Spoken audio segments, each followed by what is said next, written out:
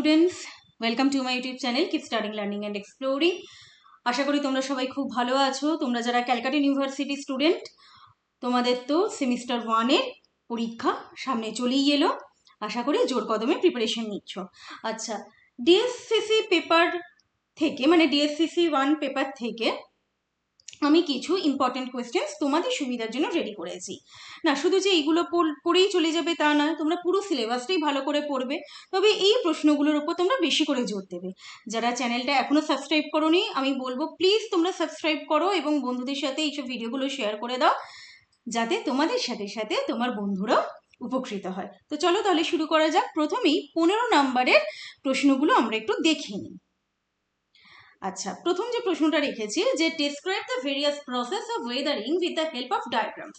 আচ্ছা, various process of weathering বলতে এখানে মেকানিক্যাল আর physical weathering, chemical weathering and biological ওয়েদারিংও কিন্তু দিতে হবে। এবারে তোমরা হয়তো বলবে যে ডায়াগ্রাম তো মেকানিক্যাল ওয়েদারিংয়ের দেবো, কেমিক্যাল ওয়েদারিংয়ে তো ডায়াগ্রাম হয় না। হ্যাঁ, কেমিক্যাল ওয়েদারিংয়ে ডায়াগ্রাম হয় না। কেমিক্যাল ওয়েদারিংয়ে তোমরা কি করবে, ইকুয়েশনসগুলো অবশ্যই দিয়ে দেবে।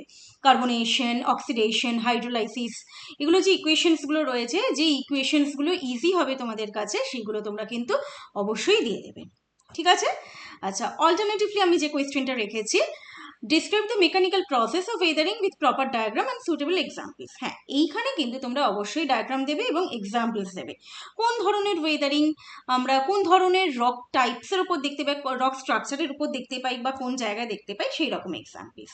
Question number 2, give an account of the landforms produced by fluvial processes with suitable sketches. আচ্ছা, এইরকম যদি প্রশ্ন আসে যে give an account of the landforms produced by fluvial processes, সেক্ষেত্রে তোমরা ইরোশনাল অ্যান্ড ডিপোজিশনাল দু ধরনের ল্যান্ডফর্মসই দেবে।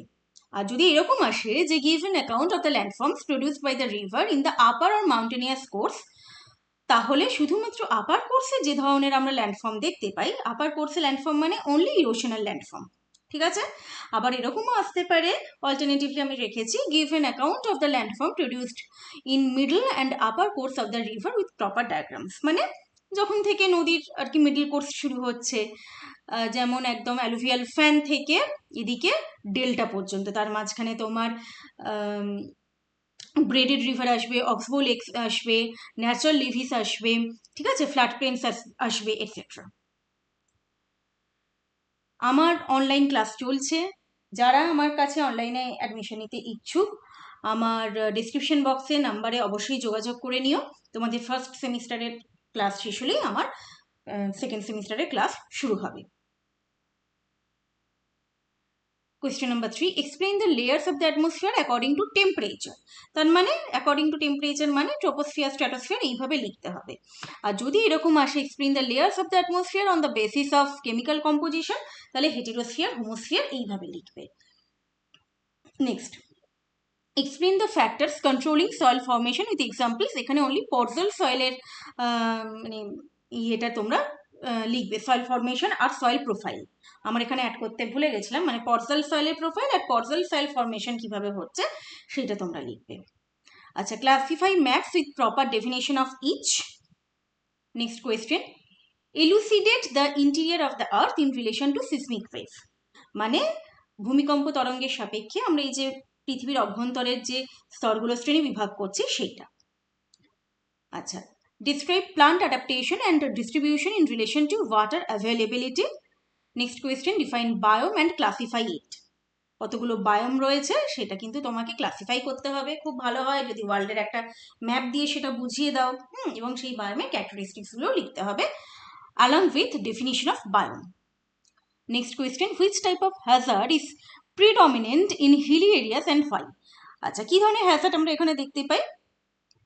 টেকটনিক হ্যাজার্ড, বা যেটাকে আমরা বলে থাকি ল্যান্ডস্লাইড, হিলি এরিয়াতে কেন হয়, কেমন সেটা লিখবে, কেন হয় এবং কোন কোন হিলি এরিয়াতে এই ধরনের, মানে কোন কোন হিলি এরিয়া এই ধরনের হ্যাজার্ড প্রোন, মানে হ্যাজার্ড প্রোন হিলি এরিয়াস কি কি রয়েছে, কোথায় রয়েছে আমাদের ভারতে। Next, briefly discuss the soil forming factors. এটা তো তোমরা জানো। Discuss the formation of jet stream.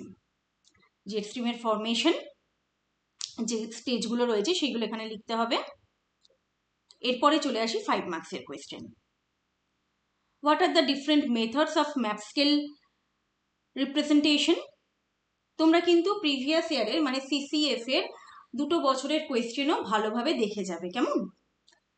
Distinguished between oxidation and carbonation, আর এদিকে hydration and hydrolysis. Next, conditions for the formation of delta, বা এখানে আরেকটাও তোমরা রেডি রাখতে পারো, আমার বলা হয়নি, যে what are the types of delta, যেমন ধরো আর্কিড ডেল্টা, বার্ডফুট ডেল্টা, ঠিক আছে, তারপরে কাস্পেড ডেল্টা, এই 3টে, মানে তীক্ষ্ণাগ্র বদ্বীপ, ধনুকাকৃতি বদ্বীপ এবং পাখির পায়ের মতো বদ্বীপ। Next, write a short note on the composition of the atmosphere. Composition of the atmosphere মানে যে 3টে কম্পোজিশন আমরা দেখতে পাই, যে solid composition, liquid composition and gaseous composition. Write a short note on ozonosphere. Next, explain planetary wind circulation with suitable diagram. আচ্ছা, explain the role of climate or topography, বা terrain হিসেবেও আসতে পারে, মানে terrainও বলা যেতে পারে টোপোগ্রাফিকে, or parent material in soil formation. What are the different seismic waves? Next, why the astrosphere is called low velocity zone? এছাড়াও অ্যাস্ট্রোস্ফিয়ারকে কি বলা হয়? জোন অফ ডিস্টারবেন্স বা ক্ষুব্ধমণ্ডল। Next question, distinguish between eluviation and eluviation. Question number 11, classify map projection on the basis of properties. Question number 12, describe different hydrophytes with example. Next question, distinguish between quasi-natural hazard and man-made hazard. এক্ষেত্রে কিন্তু তোমরা শেষে উদাহরণ দিয়ে দেবে। Next question, how does entrenched meander form? Fluvial process থেকে কিন্তু এটা দেওয়া হয়েছে কোয়েশ্চেনটা। Next question, what is the process of river works? তার মানে এই যে hydraulic action, attrition, abrasion, solution, এই প্রসেসগুলো লিখতে হবে, মানে জলপ্রবাহ দ্বারা ক্ষয়, ঘর্ষণ ক্ষয়, অবঘর্ষ ক্ষয়, দ্রবণ এবং বুদবুদ ক্ষয়, এইগুলো। এবারে 2 মার্কসের কোয়েশ্চেন। 2 মার্কসের কোয়েশ্চেনের জন্য আমি বলবো তোমরা যেভাবে 10 মার্কসের 15 মার্কসের কোয়েশ্চেনগুলো রেডি করছো, ওগুলো রেডি করতে গেলেই তোমরা 2 মার্কসের কোয়েশ্চেনও অলরেডি রেডি করে ফেলতে পারবে। তবু আমি বলবো এগুলো একটু দেখে যাও, আর অবশ্যই প্রিভিয়াস ইয়ারের প্রশ্নগুলো কিন্তু দেখবে, কেমন? ওগুলো বাদ দেবে না। এছাড়াও তোমরা ফুল সিলেবাস পড়ে যাও, কমন পাবেই পাবে। আর এখান থেকে কি কমন পেলে আমাকে অবশ্যই পরীক্ষার পর জানাবে, আমার তাহলে খুব ভালো লাগবে। আমি এই ভিডিও ডেসক্রিপশন বক্সে আমার গ্রুপ লিঙ্কটা দিয়ে দেবো, তোমরা অবশ্যই জয়েন করে যেও, কেমন? আর অ্যাডমিশনের জন্য যারা ইচ্ছুক অবশ্যই আমার সাথে যোগাযোগ করে নিও। আর যেহেতু ফিজিক্যাল জিওগ্রাফি এইটা, বুঝতেই পারছো প্রচুর পরিমাণে ডায়াগ্রাম প্র্যাকটিস করতে হবে, কেমন? ডায়াগ্রামগুলো কিন্তু ঠিকঠাকভাবে দিয়ে আসবে, আর শুধু ডায়াগ্রাম দিলেই হবে না, ডায়াগ্রামগুলো লেভেলিং করতে হবে। যে কোথায় হার্ড রক রয়েছে, কোনটা সফট রক, ঠিক আছে, কোন দিক থেকে বায়ু প্রবাহিত হচ্ছে বা নদীর জল প্রবাহিত হচ্ছে, এইগুলো।